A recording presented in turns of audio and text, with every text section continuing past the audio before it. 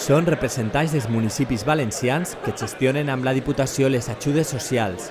Esta setmana el president de la Diputació els ha reunit per firmar els convenis amb els quals l'administració provincial subvencionarà el pagament de la política d'ajuda social que fan els ajuntaments. L'alcaldessa i el president Alfonso Rus han firmat este conveni que per a la Pobla suposa uns ingressos de més de 90.000 euros.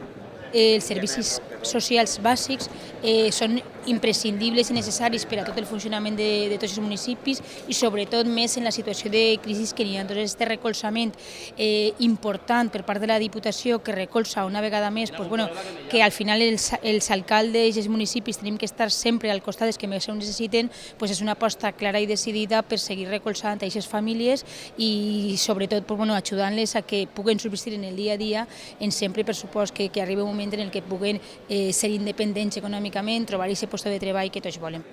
La firma de tots els alcaldes en un sol dia permet a la Diputació agilitzar tràmits i també avançar els pagaments de les ajudes.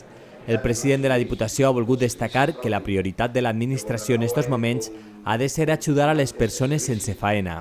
Tots els ajuntaments antes teníem el Departament d'Urbanisme tot ple per a fer coses i avui el departament més complet el tinguem en tema d'assistència social.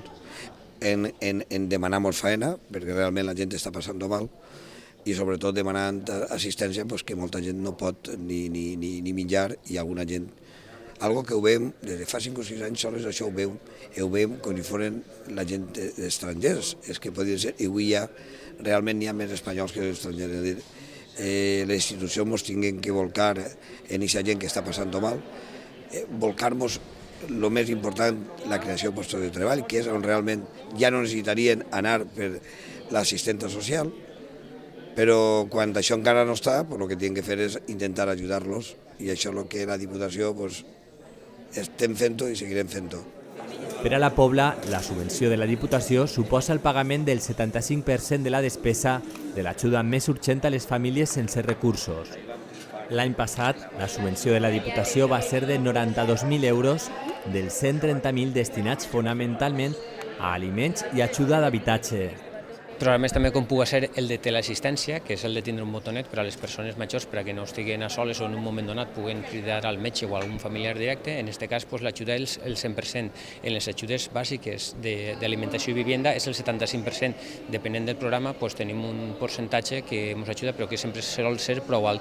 Inclús també paguen part dels sous dels funcionaris que estan treballant en servicis socials. Prop de 200 pobles i agrupacions de municipis han assistit a l'acte.